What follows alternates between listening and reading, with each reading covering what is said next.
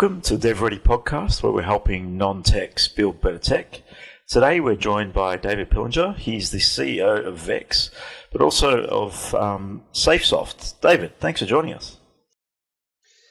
Thanks very much for inviting me along today, Andrew and Anthony. I'm really, chuffed to be here. Yeah, really have you on board. Yeah, cheers, mate. I'm really excited to hear a bit more about your journey thus far and where you sort of headed to. So, David, just do a bit of a background as to who you are for our listeners to get a bit of a grip on who's actually behind the mic. Okay, well, I was born in the Ramble. I won't go that far back. Well, I don't mind cracking a joke. So I've been an entrepreneur all of my life. Yeah. Yeah, no, I've had all my life. I've been an entrepreneur, and I've had 5 surf stores and a surfboard factory. Used to produce about 30 boards a week for about 9 or 10 years with Bare Nature and Salty Dog, and then I switched gears. And when the GST came in 1999, and my first daughter was being born, and I thought, I need to make more money. I'm just being a donkey for the rag trade. So then I started a company called Property Gallery, which is still going today. And that was 20 years ago. Actually, 20 years ago that I started that company in 2001. And that's got over 3,000 properties under management. I've also got a hotel that I built in Indonesia in Bali called the Depan, a boutique resort. Currently on care and maintenance, sadly to say, because of COVID. The country is in... Yeah, but the locals are all right because they just grow rice and chase chickens around the paddock and pick mangoes off trees, and they're very simple people.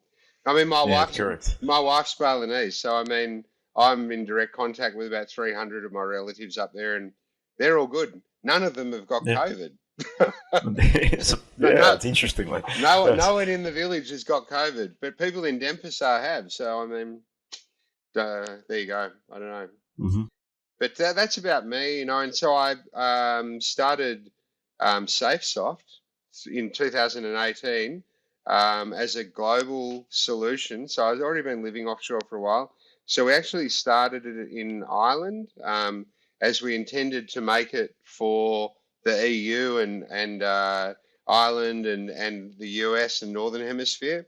But we figured that we would have to develop it in a beta test market. So we were developing initially a software for Property Gallery to resolve all of the problems of managing brokers, and keeping the compliance and all of the funds transfers and documents updates and the whole lot in one ecosystem. Yep. So used to streamline the operations. Yeah, just like I did the conversation about me into the topic. I like it. So there's a vast variety of things that are going on there. So from surfboards to property management to software, there's a bit of a change there. From Safesoft itself, that was obviously expanding on your understanding within the ecosystem. So tell us about how that first development went about in terms of the software piece before you went into VCEX.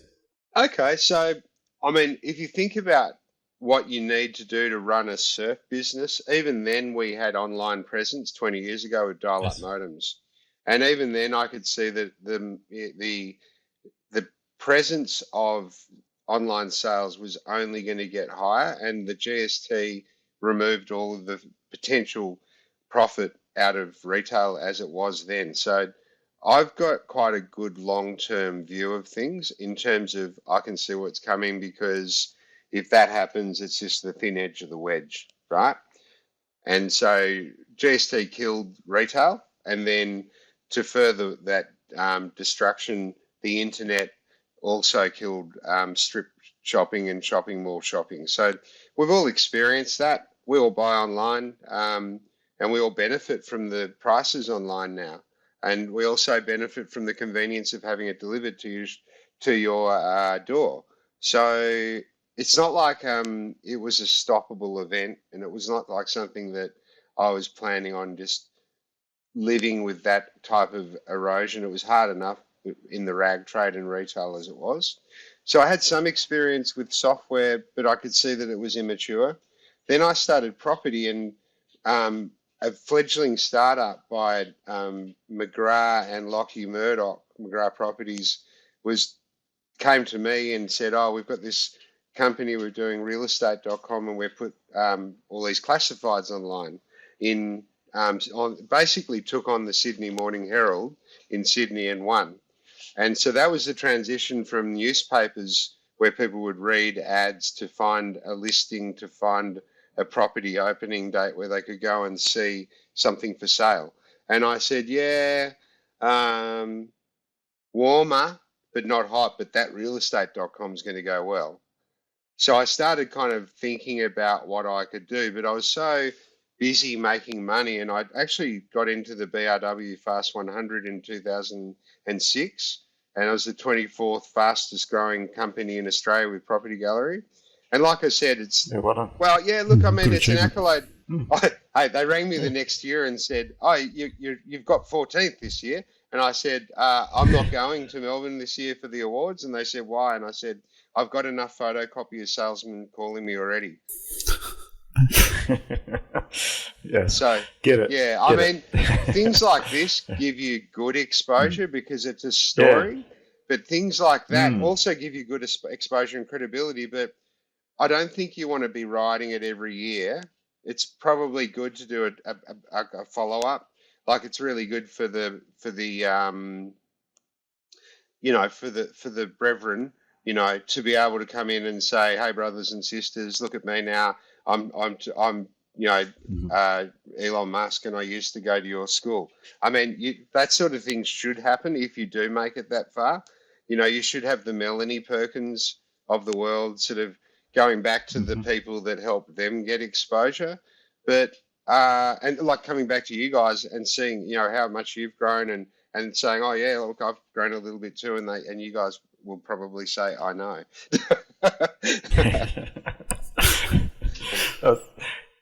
So in terms of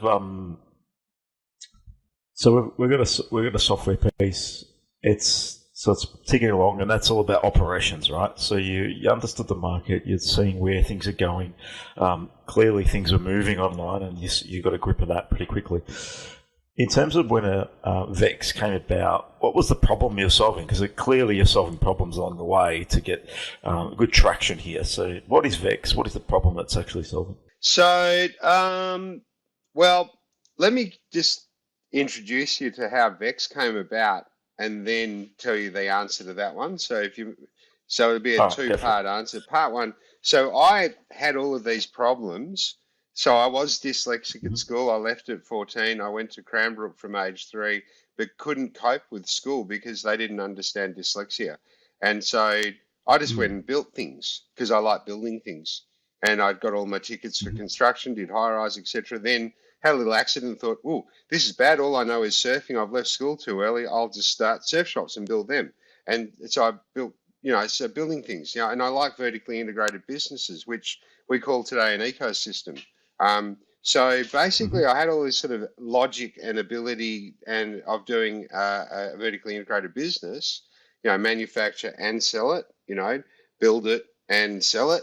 And so the real estate sort of thing taught me a lot about issues with people that don't either have dyslexia or they have no knowledge of financial contracts or things to do with real estate. So I took the idea, if you like, which I'd had done up really nicely with a group of about 9 guys that I knew from industry that all believed in me. And we piled into this elevator in Steiner Price Paganen's law firm in the city and turned up to the boardroom in front of Roger Steiner Price and David Paganen, which they've never seen before, and said, "Here's a startup idea." And they'll go, "Wow, what a show." And I literally, and there's a lot of David, and I put everyone in a row so that I could know where all of the Davids were, etc. And then they just sat at the end and said, "It's like he's coordinating a whole function, like a show."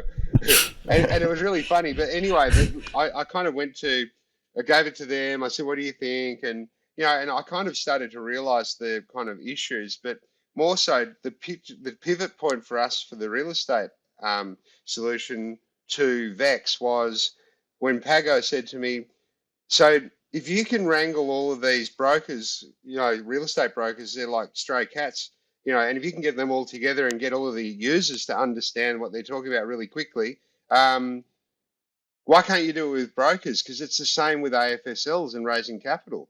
And I said, challenge accepted, Pago, I'm doing it. So that was it. So that's where we pivoted right in the beginning. Before, and funnily enough, right now, we're actually just put on a crew of a full stack of developers for the PGOS Property Gallery operating software, and that's going to be launched on VEX as its own company and entity, and make its way through all of the VEX processes to a listing at some point in time. Very good.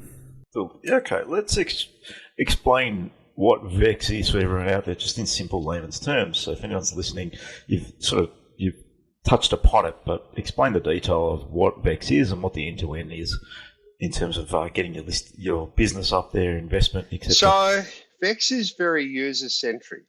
And when you consider an ecosystem, you've got to understand what users require to do their business or to function in the way that they are as a user. So let's just say, for example, an investor wants to find a good investment. And then you've got a company who wants to find a good investor. Now, a good investor is predominantly a qualified investor that has a 708 form. And all of a sudden you start to get a bit lost as a startup saying, what's a 708 form?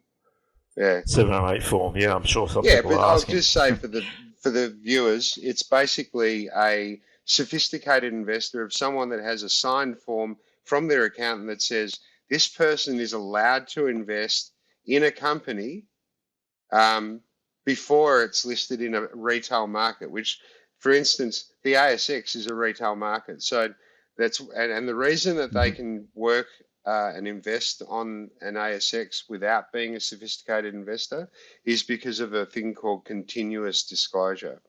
So there's a lot of laws in place for listed public companies and less laws in place for unlisted public companies and less laws in place again for unlisted private companies. And every level of expansion that you get is another layer of levels and compliance that you need to know. So I'll give you, that's a bit of a touch on what you might need to know. So both the investor and the company startups need to know this, but they don't want to spend all their time raising capital. They want to use that capital and spend their time making their product. That's what we do. Correct, yeah. People can be on that capital bandwagon, sort of running after capital, raising, just to fill in the void as they run out of money. So, yes, it can be challenging for some startups. I would say it's challenging for all because it's time consuming. Yeah. I mean, VEX saves 90% of time and money. That's basically our kind of rough estimate of. It depends on how much you use it, how well you use it, and how effective your offer is. But ultimately, we get people coming into this system we've never met before that have sophisticated investor status and put money into companies on VEX, including our own, every day. I got 20. Sorry. How long is VEX? How long have you been operational for? Well, let's just say we started running in a beta 3 years ago. Well, probably 2 years ago. Yeah. It was a prototype for a year. Then it was a beta with companies on there since 2 years ago.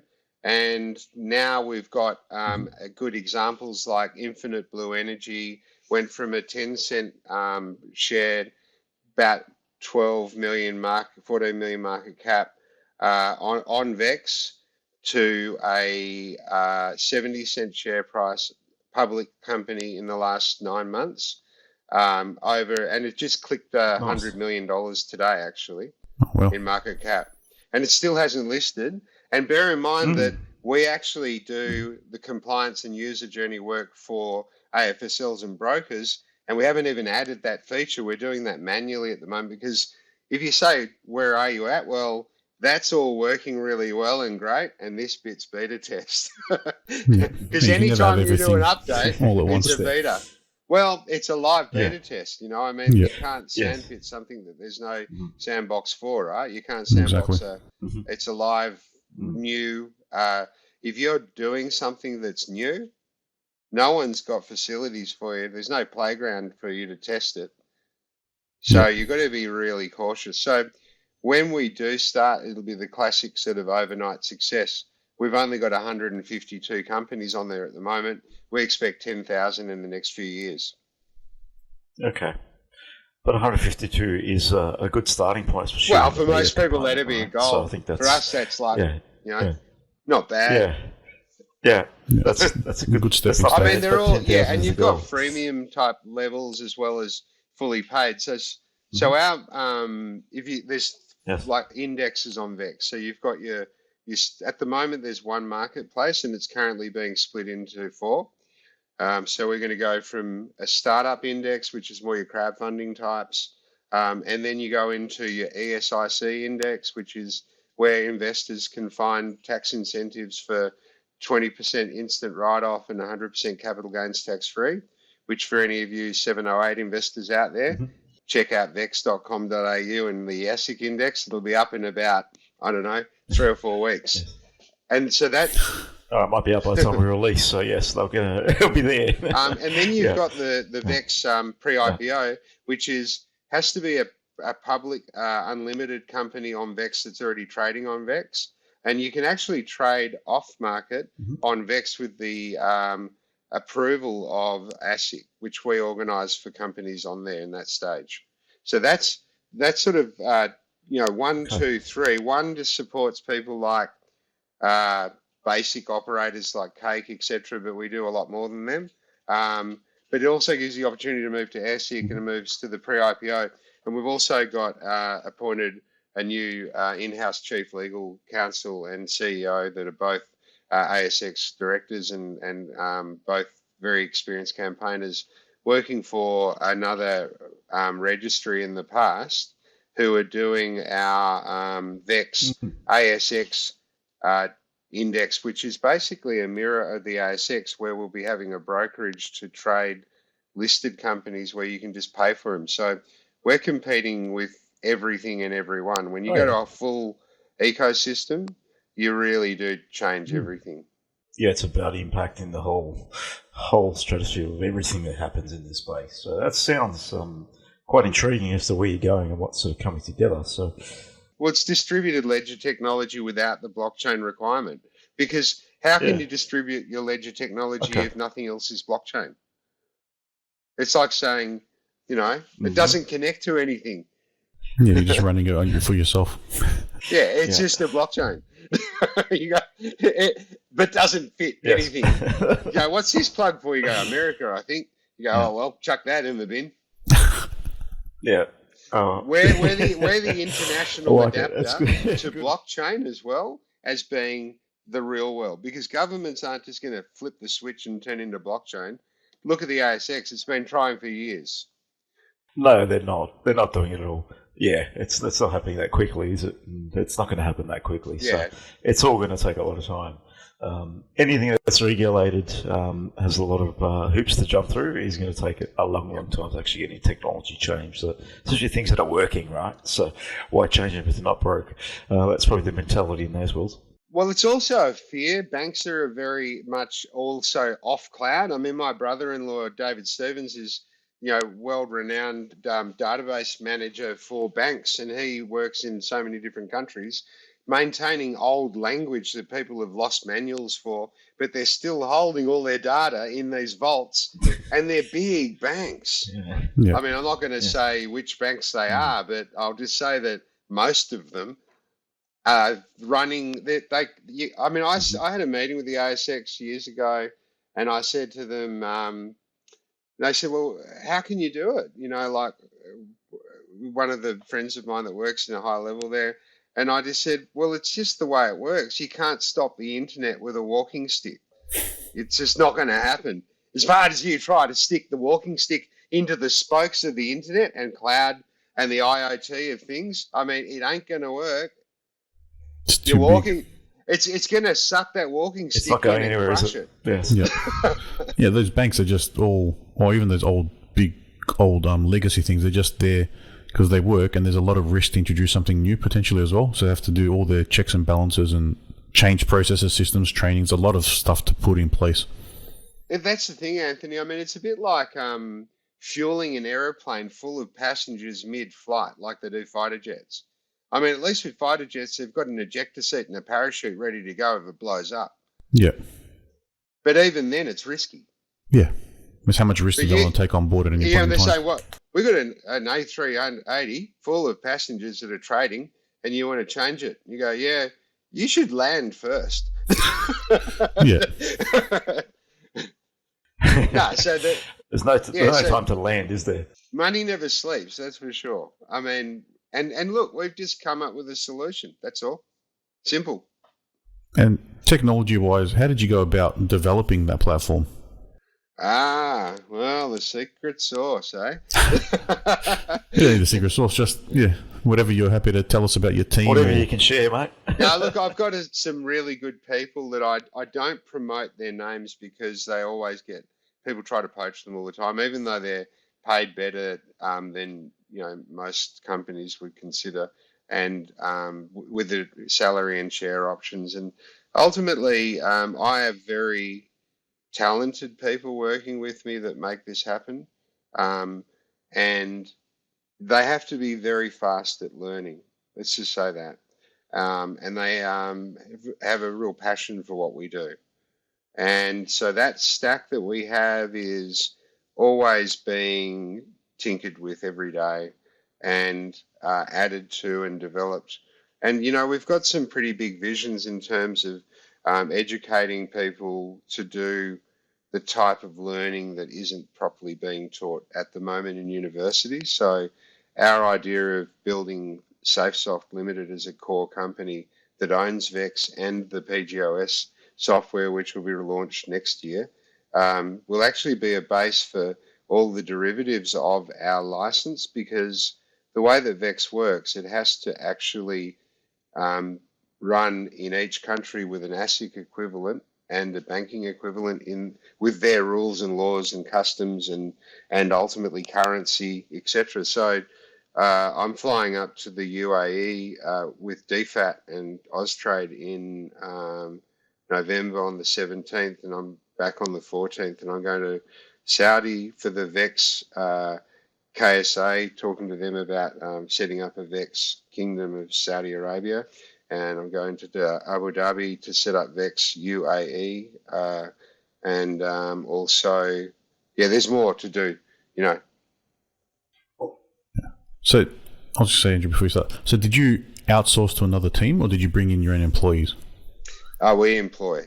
We do have a few outsourced in India now because of pace and time zone kind of drift. So we're trying to push a little bit of external, but they don't have the source code. They don't use source code. They just use they get projects and they send them in and we attach. Okay, so that's how you're managing it. In terms of, how did you first find the initial team members, how did you go about that journey? So if anyone's out there looking to build their team in the way that you're doing it, one, why did you decide to build it internally from the get-go? And then two, how did you start looking for teams? Was it just through LinkedIn? That's it. One, two. I'm very good at LinkedIn fishing. Yeah? Okay. Yeah, that's how we connected. I don't know who was first though. If I was fishing or you were fishing. Pre and post COVID, LinkedIn. Other than the people I already knew, I've met thousands of people in the last few years, and all through LinkedIn. Yeah, about 6. Go on. All through LinkedIn. So if anyone's out there, start the hunt on LinkedIn, not on seek.com, but effectively is a tip. Well, look, and ironically, a lot of people that are trying to befriend me are HR headhunters, and I go, you're the worst. They're the scourge of the industry because, they're the ones going out trying to tell your staff that they can get paid more to have a job that they don't like, and then you lose a valued team member. I mean, I've never liked headhunters or HR companies because of that. I mean, I like human resources and I like people that go out and offer a job and market it and do all of the resume vetting. But when it comes to headhunting, that's like short sellers. It's like short sellers. Oh yeah, interesting. Yeah, they do about as much good to a company as a short seller does. Yeah, no, I get your logic there. In terms of LinkedIn, let's dig in there because I like to understand your process a bit. Because to find good people, what did you approach? Was it just conversations? Did you look for skilled skill sets, or what did you look for in terms of the talent that you're actually approaching? How did you do that? So my dad taught me something as a very young age to read between the lines. And it's funnily enough, I was watching The Simpsons last night, and Marge was telling Homer to read between the lines, and he said, "But why? It's all white." Love it. Classic. And I kind of thought about that, and when he told me that, because I remember when he told me, and he said, "You've got to read between the lines." And I said, "What does that mean?" And he said, "Well, what they're saying and what are they really saying?" So I look at how long have you been working in your previous job? I don't like people that move jobs a lot. Yeah. Because that just proves no loyalty. Mm-hmm. So what's the point of me putting all of my effort in to train someone if they're going to leave and use that talent in another person's company? Mm-hmm. I want people to work with me for life. Most of them are staff in Property Gallery have been there for 20 years. My hotel staff, even though they're on annual leave or unpaid leave at the moment, they are actually they've been there for over 10 years. And all of my staff that started me with Safesoft are still there. And I expect in the next 20 years they'll all be there. And we'll probably have thousands of staff, all based in WA, building global software in an area of learning where we can teach the next generation what we're doing and give them a paid university course on campus. That's what we're looking for. Okay, so you're going to move into some sort of training. Yeah, I'll read between the lines. Very cool. Yeah, so you need to understand who you're looking for too. I think what I've begun doing is actually writing down the perfect person that you want to attract to a business, and then just writing in the detail and then looking. They generally come to you, but then you know what you're looking for. Sometimes people don't know exactly what they're looking for, which can be a big problem when actually hunting and bringing people into the team that's going to be there for a long time. Yeah, I let them tell me. So what I do is there's something about them that I'm quite interested in. Like the reason, I'll tell you how I found you guys. Mm-hmm.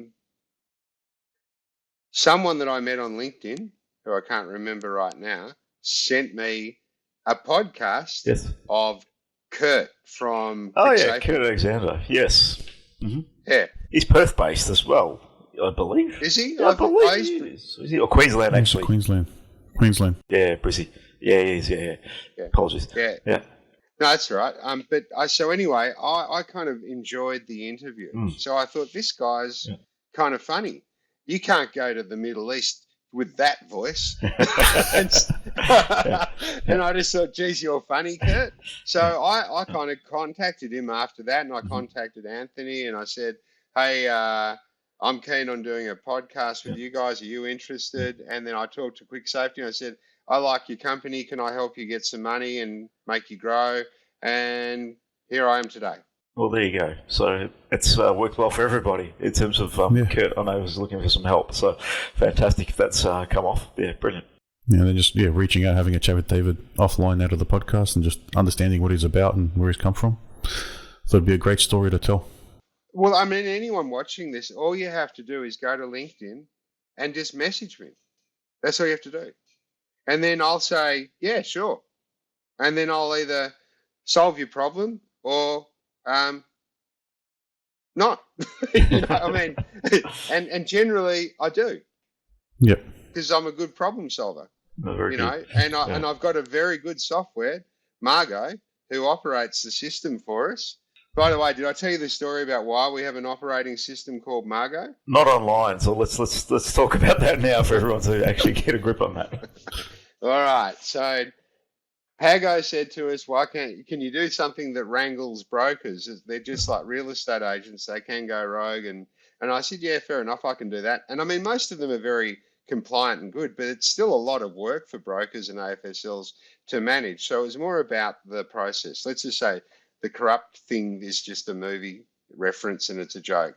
But so Margot is from Margot Robbie out of Wolf of Wall Street. And we thought, our system operator will be Marg Os, not Marg Ot, being operating system. So yes, it's a bit of a Margos, twist there. Because what she's doing is maintaining compliance, and it's out of the. We actually even contacted Margot Robbie's parents, who are managers in Queensland, and we said, would she do the avatar for us? We'll pay you in shares. And at the time, our company wasn't worth enough, but she's an actress, so eventually she'll be our avatar and on the ads. Keep that target. She's Aussie. We're Aussie and we're global. She's global. Makes sense. Makes sense. Can make it work. No, like probably make a lot of dollars, actually, I reckon. Mm-hmm. You never know. I might get back to it now. I'll put an ad out there. We'll cut up a slice of piece out of this episode and we'll share it out. You never know. See how that goes. Yeah, mate, I'm sure it'll work. I mean, promotion is good, you know. Yeah. Getting people to go and connect to vex.com.au, they can work out whether or not they're qualified. I mean, there is such a thing called the 2012 rule, and that means that companies that have staff or, employee share plans, they can actually invest if they're exempt for one reason or another under the ASIC rules. So occasionally people who are not 708s are entitled to buy shares. But there is a limited number of those people under specific circumstances, and it's very much limited to 20. So all we're doing is sort of a promoter, just like Wholesale Investors a promoter or Cap Vista's a promoter. But we do all this other work in the background, and we put these sort of guidelines up for everyone to kind of maintain their rules so they don't go off the edge. A bit like when you're driving around a mountain that doesn't have guide rails on a crap road, like in India or something on crazy truckers, show versus something that's in Australia with really nice big steel barriers and markers, and you say, oh, well, that's safe. It's still dangerous. Doesn't make it less dangerous. Doesn't put the onus on VEX to do it. It puts the onus on the company director still. But the responsibility of getting your shareholders or your family safely up the mountain in Mount Hotham in frozen, bad conditions or whatever, under pressure, is a lot easier when you've got all of these barriers and guidelines going. So if you compare the two from a road journey on a mountain that's very treacherous, it's no different for brokers, it's no different for investors, it's no different for company secretaries. It's more about the journey, and that's that user-centric journey that we offer all of the stakeholders. But we're a SaaS. We don't make the decisions. We just make it possible. We put the safety rails up. Yeah. We put the new surface on the road. Yeah. And we say, these are the directions. Slow down because you're going to go off the edge. So along your journey so far, what have you learnt from building software, from building surfboards to building software? Can you draw a bit of a difference between those? But there's a lot of similarities, I would imagine, because it's process driven and just understanding processes. And I think there can be some more complicated processes, but there's still complications in any business. What could you learn about building the software that would help someone listening who's about to start? Yeah. Well, I'll give you just the first comparison, being that my surf store closed in 1999. Well, I sold them, the 5 of them. I didn't close, but I was out of there. Before 1999, I was in the shaping bay at Rusty Surfboards in Osborne Park with a 5-axis CNC machine, getting boards made by Mick Button, a friend of mine. It's one of the directors there, and Rod Hart, who's one of the early directors of Safesoft, was the founding director of Rusty Surfboards. So I've had some captains of industry from the surf industry involved in what I do. So they've all got different skills and talents. So it's not just people that I've met and know, like Roger Steinerprice and David Paganin and Rod Hart from Rusty but these journeys that you get, you've got to draw on all of your experience, all of your talent base, all of your knowledge, and you can get as much as you can. And always remember the ABC. Always be closing. It's all about selling. Always Yes. be closing. So anyway, the Yeah. CNC machine back in the 90s was making a surfboard that used to take hours in minutes on a computer program. And I actually have a program that's a board that everyone really liked. And so I'd put in my surf store, I'd come in for a surf and I'd put it on the rack because I didn't want the board to get all the wax melted in the car, right? And so I'd run in, I'd been for a surf in the morning, going to work, and they'd come up and go, how much is this? I go, it's not for sale, it's my board. And everyone kept on buying my boards because it was just, and so, but I didn't have a CNC machine and Rusty did, right? So I had to hand shape them. But, as evolution happened, software evolved into the surf industry and you could buy shaped blanks. So you could give them your program and they would ship them to you with what we call the tusks, which are it comes in a big blown blank of foam, and then the machine does everything and it leaves a little bit of foam on either end of the board, and you can snap them off and you just give it a light sand and off you go to the glassing bay and spray it up and put your fins in and off you go for a surf. So computer design has been going on for ages and it's just getting better and more accessible through that process. Whether it's surfing, every industry can give you an example like that. That's just my one. It's all evolving. But I think what I would say is, for anyone that's starting up, talk to your parents, talk to your friends, if you're young, talk to your dad's, mum's friends, if you're mature enough and you've been in business all your life, talk to your customers, your clients, your friends, your kind of the experts in the industry, and read between the lines, look at the value. That's what I would do. It is all about, it seems like you're very connected, and having 2,000 conversations on LinkedIn over the past X years makes a lot of sense that you are all about communication. And I think that's one good tip for anybody that's looking to do something. Get connected with the community, understand the industry, understand the challenges, understand and read between the lines. Makes a lot of sense. Yeah, no, I really enjoy it as well. I think that's connecting with you guys and the fact that you reach out and do this for people is part of your business, but it's also a free service to all people. So for me to be a part of that, I hope that I've helped your objective of giving people the ability to be enthusiastic. So I'm actually, there's a publisher that's contacted me in the last few months and they're writing a book about my life at the moment. And it's called In the Desert. Because I've been undercapitalized so many times. Everything I've started, I've been undercapitalized. So what? And that's a good question to dive to. What drives you, David? Every day, why do you get up and do what you do and keep looking to solve problems? What is it about that? So why is every day like Christmas, trying to figure out what's in that box under the tree? Because I want to know what's in the box under the tree. I'm going I can't open it tonight, but tomorrow when I get up, I get to open another box. No. What's in the box under the tree tomorrow? I like that. That mindset, I think it's pretty awesome to have a mindset like that around what's in the box, because people can see it as challenges and adversity, but having a box and a present in front of you makes a lot of sense because, we can all take good from everything that comes thrown at us, really. It doesn't matter what's in the box. It's what you make. It's what's between the lines that's in the box. It makes, even whatever's written on the box. You give a kid a present and they play with the box. The box was better than the... Yes, okay, there you go. I love the box, mate. What's in the box, and it doesn't matter what's in the box. Whatever's in the box, it's going to be... Here's the thing. Yes. If there's not a box, find a box. If I get up in the morning, I go, oh, good, I get to look for it. It's like a treasure hunt now. I go, great. I have to find something. And how's this? I don't even know what I'm looking for. Always looking for something.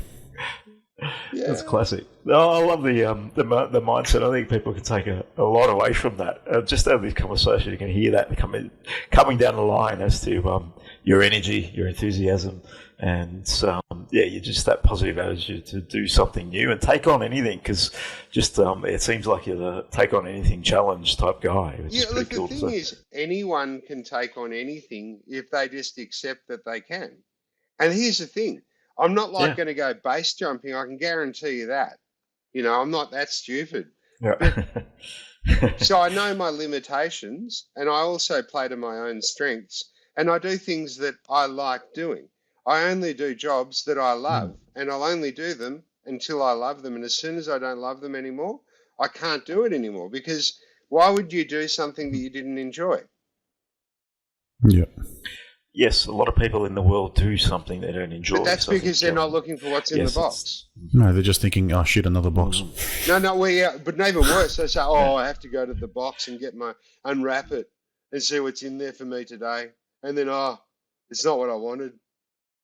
And I just think, wow, anything is possible, and you can make anything possible as long as you're willing to look for it. And all you have to do is know what you want. Most people don't know what they want. Yep. Yeah, you ask a lot of people that have no idea what they want. And I'll lean on that question there. What's the vision? What's the 5-10 year plan? Where are you going, David? What's the direction you're heading down? Where do you want to be? Well, I'm already where I want to be. Like, I'm there. I'm already there. I mean, how many Vegemite sandwiches can you eat? My son can eat plenty, mate. That's all he eats. He's a 4-year-old that lives on Vegemite sandwiches, effectively. He beat his own record by 4 hot dogs and ate 76 hot dogs in America last night. Did you see that? Yeah. But you know what's even more amazing? That he actually forced 26 more down to beat the nearest competitor and his own record. And I'm thinking, yeah, I mean, it's not really worth the heart attack or whatever it is that's going to happen. I mean, he already won. He could have stopped and sort of watched them eat for the last 10 minutes. Yeah, he had that drive to keep going. Well, he's just, I don't know what's for him. He knows what's in the box. It's hot dogs.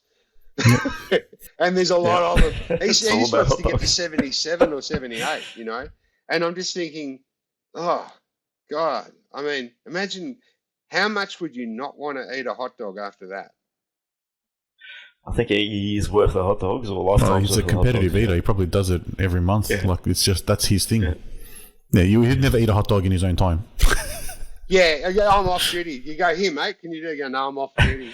No hot dogs. It's like a barber that won't cut their family's hair. No, cut to the shop, otherwise I won't cut it. Yeah, and it's funny that, I mean, I think that mindset of I'm really passionate about getting a good haircut, so I'll only do it in my environment where I've got all of the structure. But that's a professional, I mean, you'll often see, like you said to me, come into this studio, Riverside, which is a great concept, and I love the way that they do what they do. And I'm going to join up and see if we can maybe organise to add some podcast type things for startups to help them, just to. It's a great way to share, and it's a good one, but it's more on the line of tell people about your pitch, not about your product and a dev story. Okay. Yours is a very different topic. So I can say that Riverside, which I believe that's the name of the software that we're using, is pretty good. I mean, and I think it's always good to give back to those that are giving to you. So always promote people around you that help you. Always give back. When you're closing, don't just close for yourself. Close for everyone. Good tip there. Yeah, and it's a great tip, and it's particularly why we started the DevReady Podcast. Is about giving back to the community and just sharing people's stories, people's journeys, take the learnings, and just if one person gets something out of it and they become that unicorn, well done. And I think that's something we can share those stories just to protect people on the journey, because it is a tough one. Building tech can be tough. It can be challenging in some veins, and we had plenty of stories on the channel where people learn talk about there are hundreds of thousands, even millions of dollars that they spent building the wrong tech, and we just like sharing those stories because it is a challenging one in this space. But any business is, in effect, when you're starting something new, it is always difficult to get off the ground and get moving, which is who you're helping as well through VEX. Yeah, look, I think that commercial experience is something that you just can't buy. You can't really read it. You can read as much as you like, and you can get some sort of a vibe. You can watch as many podcasts as you want. Again, but ultimately you've just got to get your hands dirty and do the work. You've got to dig in. And ultimately, I think that what most investors look for, what sort of experience has the board got, the management, because you can easily pivot, right? Yeah. As long as you've got enough experience to see what's coming and decide that, then yeah. Yeah, as long as you can see what's coming, that's the thing. And I've got to say, I'm always up on the lookout for icebergs. Yeah, that's good. Oh, you need to be looking out because you can get. That's one thing. If you're in business, you can focus on just the doing and the getting stuff done, and just forget about what's happening around you. And then 5 years go by, and you're still doing the same thing, and everyone's left you behind, and there is no business left. So that can be something that happens to a lot of businesses out there if they're not looking out into industry, what's happening, what's changing, and what's evolving. I'll tell a quick story around. There was a greyhound business next to us in one of our offices. They went broke because no one wanted to buy their magazine anymore. Like the Greyhound Farm Guide on paper. Yeah, Greyhound Farm Guide on paper. Ironically, who would have thought? Who would have thought? I mean, but they just didn't have any can height I just of say, foresight just to look I forward. don't suffer fools easily, and I'm very honest with people because if I can tell them bluntly to their face that they're just being idiotic and they should give up and they're having a massive Kodak moment, then I've helped them, and I don't care if they shoot the messenger because at least they won't try and impose their stupidity on me anymore. So I'll just say, that's a dumb idea. Everyone is saying that it's cruel to race greyhounds. They're being, it's just a bad thing. And apart from that, it's in a paperback magazine. and the people that are racing you probably can't even read anyway. So, I mean, why, it's just, and Kodak, they invented the digital camera and kept it a secret for 25 years, and then they died 26 years later. Because everyone went and replaced film with digital photos. They could have been, They could have owned that space, but they chose not to protect the film. But that's another story. We won't get into that. David, been a pleasure having a conversation with you. Just from my perspective, just share out links. You've shared it through the podcast, but anyone wants to find out about you and also VCEX, how might they get access to that? Look, the easiest one is David Pillinger Safesoft or VCEX, VCEX.com.au. Okay, perfect. And either way, you'll either find companies that are raising capital, or you can put your company on VCEX by just following the link straight in, raise capital. Click on that and you put your company in. And we'll kind of go from there. You'll get a call from me if you do that. If you go to LinkedIn, you'll be able to get a copy of my profile, and people can read that, and my contact details are there also. And obviously you can message directly through there. And he loves having a chat. So David, thanks for joining us. Thanks, David, for that. We really appreciate you coming out there very podcast and sharing your journey, and there's plenty there and a couple of good takeaways. And enjoy your unwrapping tomorrow's present. So hopefully you enjoy today's. Oh, yeah. Enjoy. Thank you very much. I appreciate the interview, Andrew and Anthony. Thanks very much. Right.